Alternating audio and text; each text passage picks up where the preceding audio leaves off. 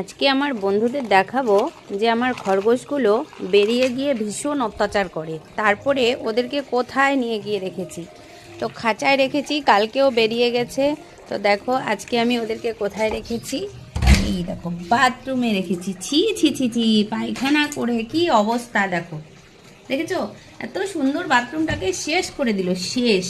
আর ভীষণ পাজি এরা, ভীষণ পাজি, মানে চান্স পেলে দেখো বাথরুমের কি অবস্থা করে দিয়েছে, দেখছো?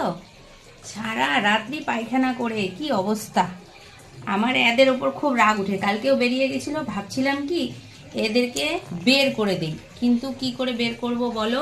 এক একটা খরগোশ 300 টাকা করে কিনেছি। এই সাদা খরগোশটা 300 টাকা দিয়ে কিনে এনেছি, আর এটাকে তো আমার বাপের বাড়ি থেকে এনেছি, ছোটোর থেকেই মানুষ করলাম, দেখেছো? এখন অনেক বড় হয়ে গেছে। সাদাটা ভালো আছে, আর এই কালোটা ছুটলে পরে একবার ধরা দেয় না, জানো তো? দেখো কপির পাতাগুলো খাচ্ছে, আর দেখো ল্যাট্রিন করে একদম শেষ, কি বলবো।